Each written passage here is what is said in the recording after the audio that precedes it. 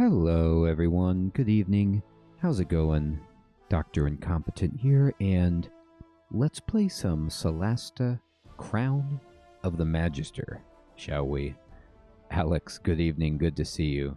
So, this game, I don't know much about it, but I do know it's a cRPG that is based in 5th edition D&D. I believe it's using that rule set, and it was on Xbox Game Pass. Grim, if I'm remembering correctly, recommended that I try it out, and so I'm excited to have the moment to do that now that I've kind of wrapped up under rail and trying to figure out which RPG I want to pursue in the meantime. So, first time playing, I'm just going to go ahead and start with a new adventure, see what happens. All right. Tutorial, new adventure. This screen allows you to start a new adventure known as a campaign in the world of Solasta. Fantastic. More campaigns are planned after the release of the game. You have to select 4 level 1 characters to start the campaign. Understood. Hey, Ryder, Leonard. Good evening. Good to see you. Okay, so, well, D&D indeed. So, Crown of the Magister is the first campaign they'd like us to do. We're going to go with difficulty as authentic mode because we do want the authentic tabletop rule set. I'm actually playing a 5th edition 5e campaign in D&D right now. So I'm familiar with the rules and I want to see it. Yeah, Ryder, isn't that cool? I'm just going to give it a shot and see what it's like. So I'm assuming they want me to make some characters. Tutorial party setup. This pool lists the available characters that you can select for your adventurers. Some characters have been generated by us if you want to quick start your adventure, but we advise that you create your own party of 4 adventurers. Okay, cool. Hey, Justin. Good evening. That's a good tip. I'm gonna watch out for that one, Justin. 100%, Leonard, isn't it?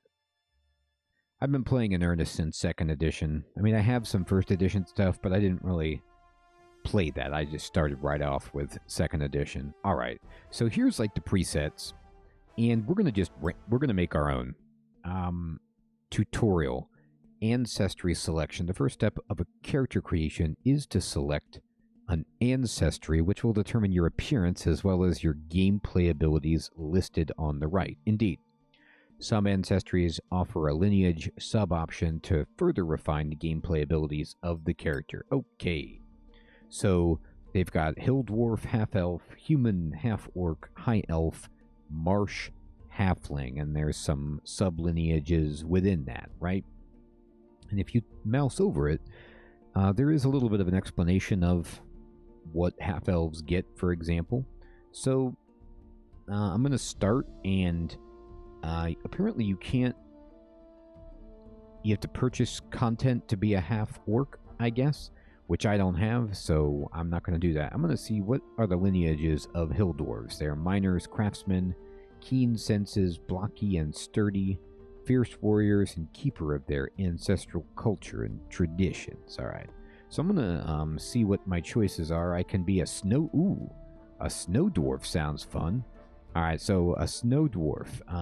Okay, they get 5 for movement, as does the regular dwarf. Does anything change? Sort of. They get a dexterity. They're good with a crossbow. Well, what are you good with? Actually, the hill dwarf is probably the one I want to go to. The snow dwarf seems cooler, like, because I just don't know much about snow dwarf. But what I'm trying to do for my first character is just make a tank.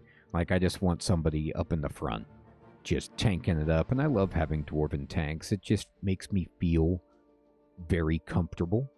So, she's going to get wisdom bonus, hit point bonus, Constitution. This is fantastic. Okay, great. Next. Class selection. The character class determines a profession, granting specific features listed on the right. New powers and even subclasses are granted at higher levels of experience. Each class offers a set of equipment which you can customize. Cool. All right. So when I think about this, I'm either going to go with a fighter or a paladin for my frontline character. And let's just have like a yeah, exactly, Leonard. Let's just have a dwarven warrior, right? And there she is. Look at how sweet she looks. Yeah, she's ready for battle. All right, so fighters trained in the arts of combat. Very good. I'm going to kind of skip over some of the explanation on the tooltips. I'll hover over it, so of course if you're watching along and you're not familiar with D&D or want to look at it, you can pause the video and take a glance at it. But I am familiar with 5th edition, and so I kind of have a feel for what I want.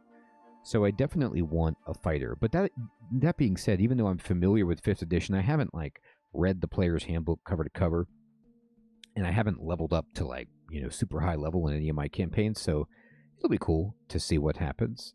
But I do know I want a fighter. And all right, and I'm going to start with chainmail, a shield, a longsword, a crossbow, a pack, and bolts. I think this is great. Nick Man, good morning. Hey, Crawler Nick, good to see you. Only 1/2 of your mana, huh? At least you got some left in the tank.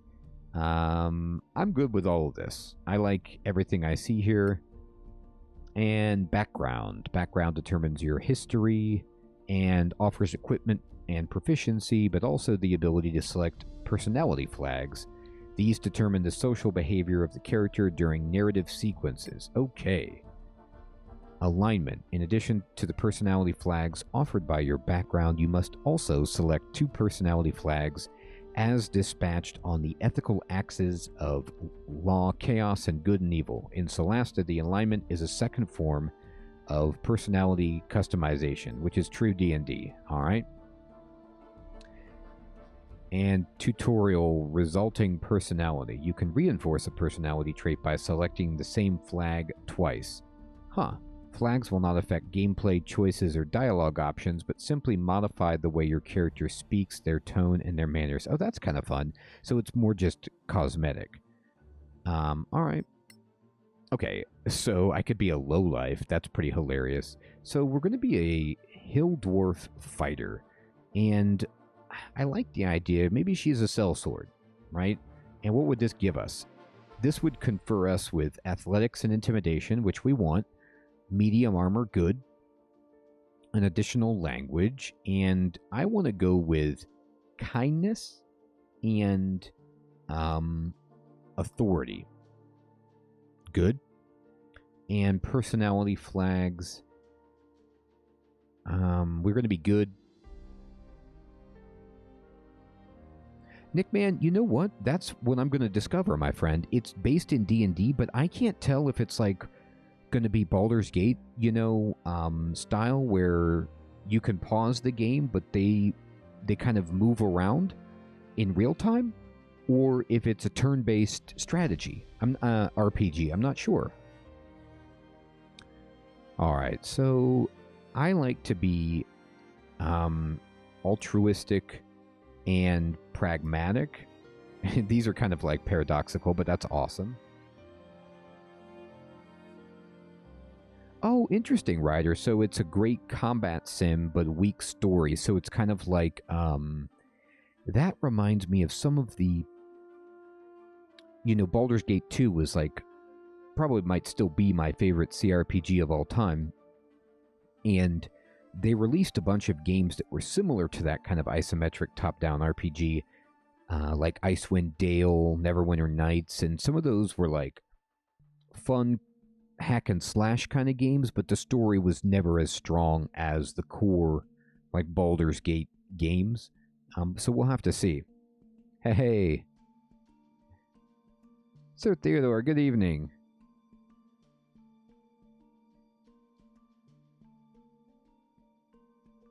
There you go, Sir Theodore. Yes, happy 940. All right. So here we go. We got a nice sellsword. Let's go for it. And here's my ability scores. Now, is this a roll, or are they giving me a point by? Ability scores can be generated in several ways, each randomly or using points. I like points. Classes have preferred abilities, for example, intelligence for a wizard, so make sure your character's highest scores are in there. Yep. Improving abilities, they're improved at levels 4, 8, and so on. Fighters increase even more so often. Understood. Alright, so...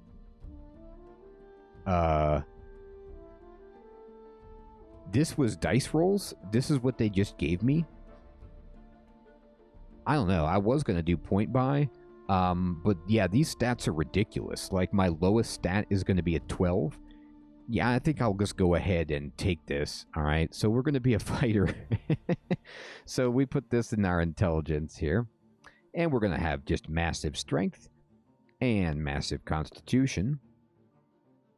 I mean, everything is insane for this character. Yes. And this is good. No, Sir Theodore, that's a great question.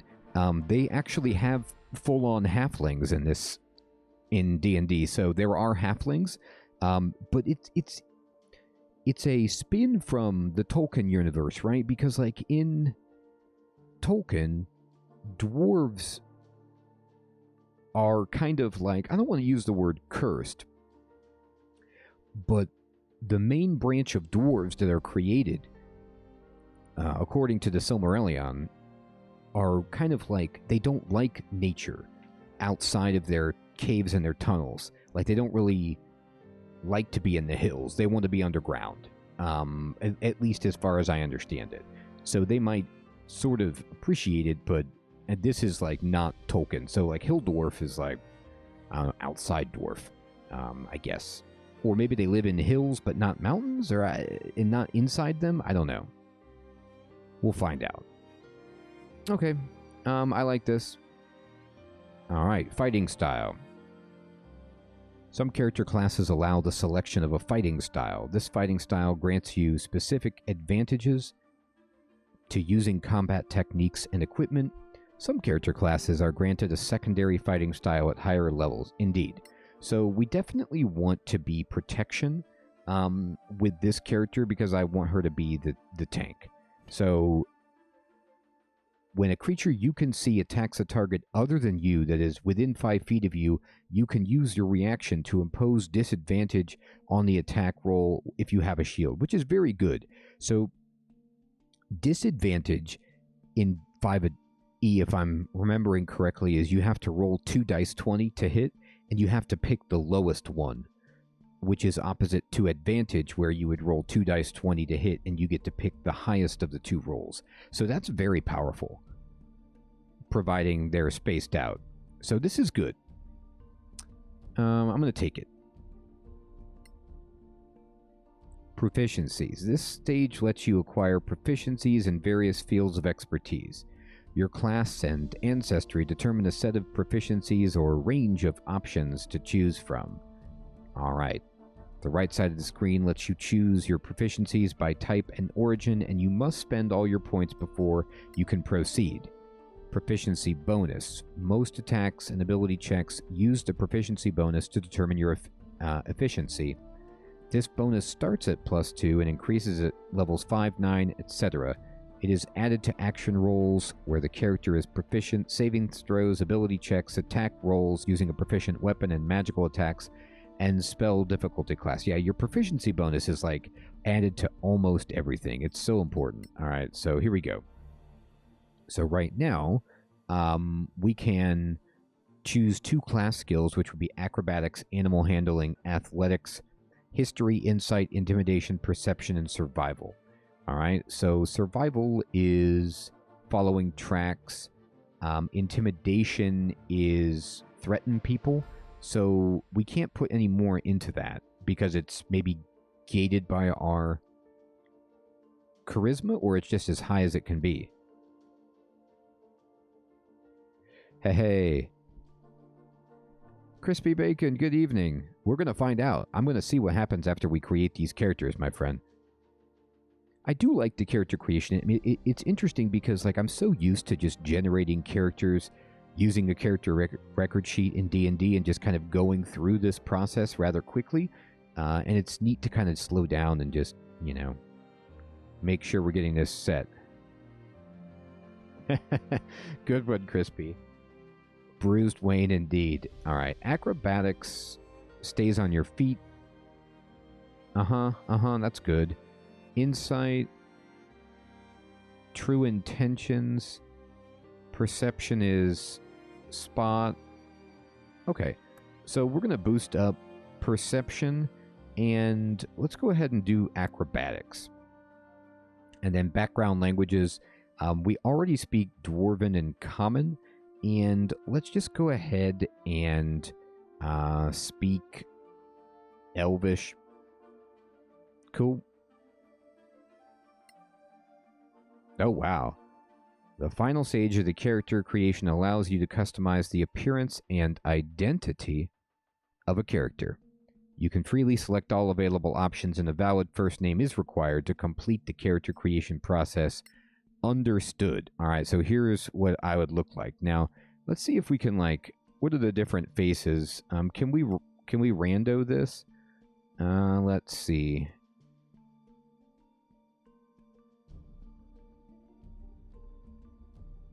Can you give me a Aelin? Gilda is awesome. Okay. Gilda Forgehand. I love this. This sounds great. All right, Gilda. Let's see if we can get a good face for you here. I actually like this one. You know, she looks kind of like firm but fair, like Mary Poppins. Oh, that's hilarious. Crispy. Christian Bale. All right. Let me see. Yeah, she looks good. I'd let her stand in the front and, you know, fight for us. So this is great. Yeah, go for it. Finish. All right. So now, we made our own character. Sir Theodore, I'm going to see if I can make that for sure.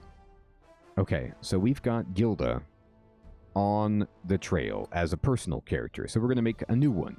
All right, so we're making a party of 4.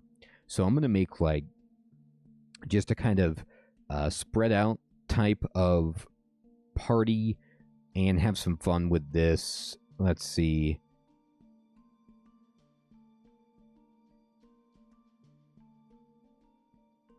Okay, yeah, let's do this. Let's have a high elf, and with the high elf, we can either be high elf or Sylvan elf. We're gonna go Sylvan elf for like a ranger, and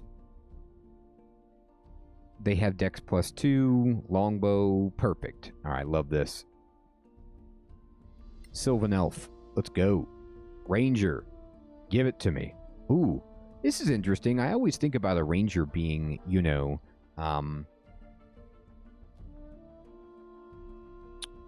bow and arrow, but this one has like 2 swords. Looks kind of cool, but we're going to go ahead and use range, I think. All right, so the favored enemy for our ranger,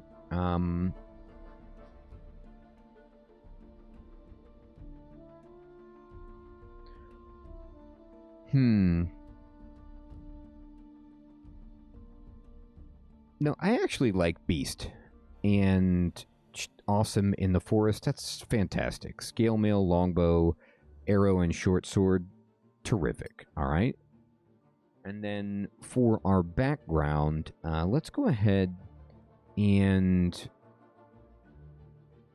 let's have a philosophizing ranger.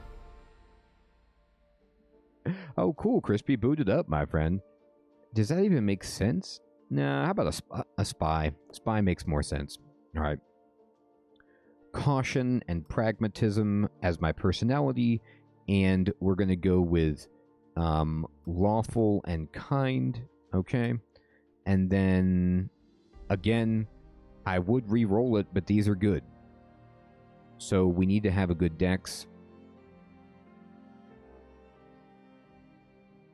Wisdom, dexterity, and constitution, right? So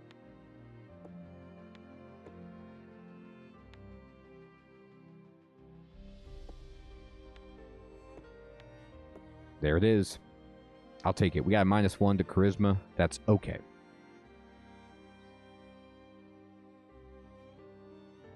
right, and we'll go ahead and go forward.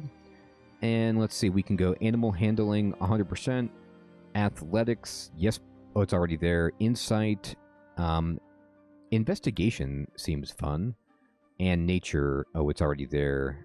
Insight's the only one left for us, I guess. Okay. And you got to be able to, you can speak Dwarven, Elvish. I think we need somebody who can speak Goblin. Like, let's roll it. You know Goblin. And, ooh, Orcish, please. There you go. Cool. All right, so this ranger can speak Goblin. Look at this. Common, Dwarvish, Elvish, Goblin, Halfling, Orcish, and the Spy's Codebook. Ooh, they know secret spy language. I wish I knew secret spy language. Hey, people. Good evening. I do like puzzles, my friend. How you doing? Let's see. Okay. So, let's see.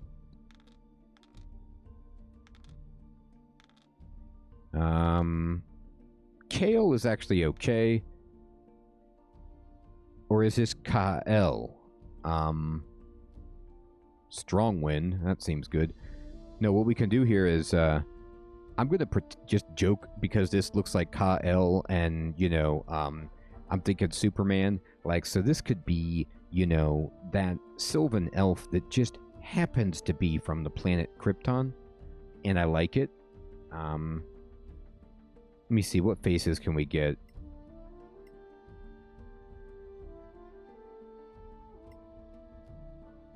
I kind of like that starting face, actually. There's something, well, maybe not.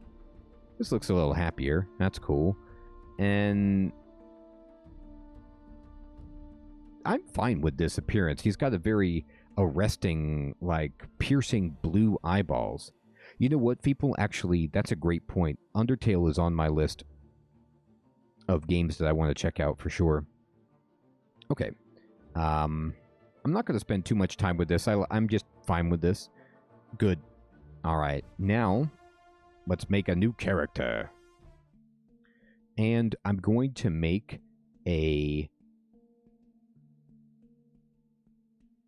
I need a cleric.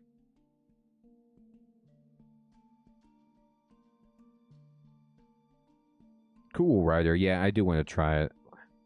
We've got a hill dwarf. Let's have a half-elf cleric.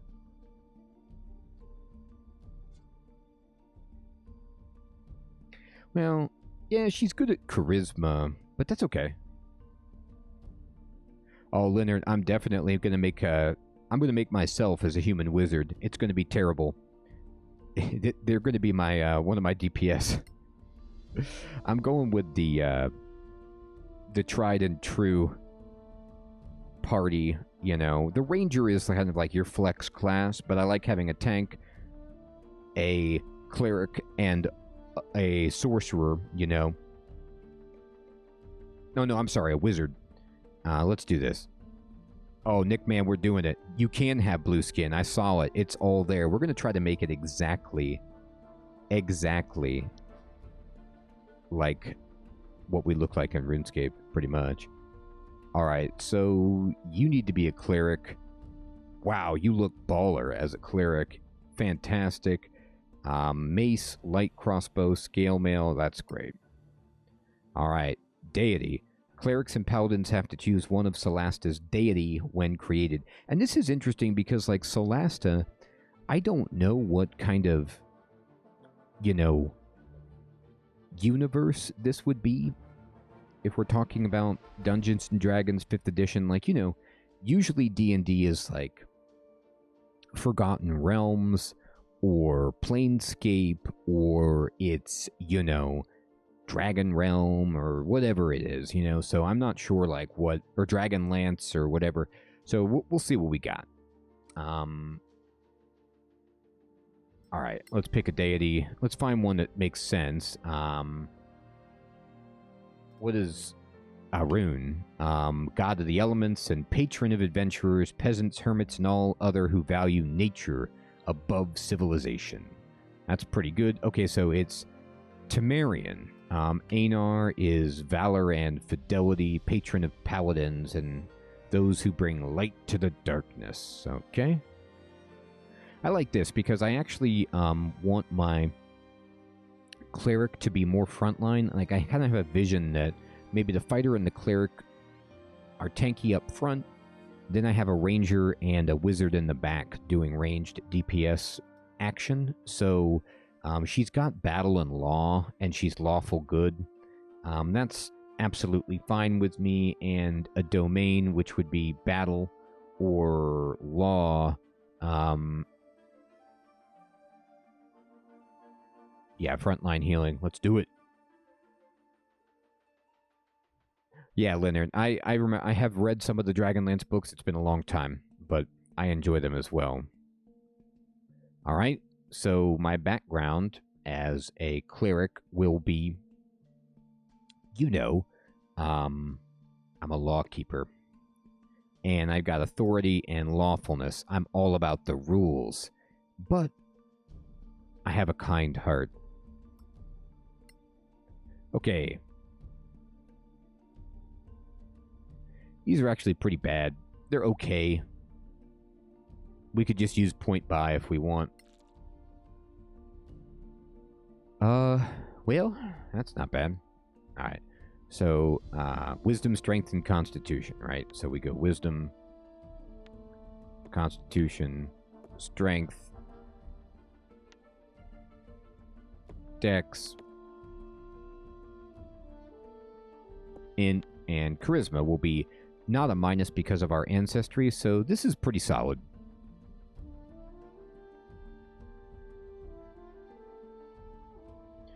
Oh. What do you mean you must spend the ability points from leveling up? What happened? Oh, congrats, Crispy. Does that mean you got a PS5? I have 2 points. So I guess I'll just boost wisdom and constitution sounds good. Yeah, there you go. All right. And ancestry. I would like you to have medicine. And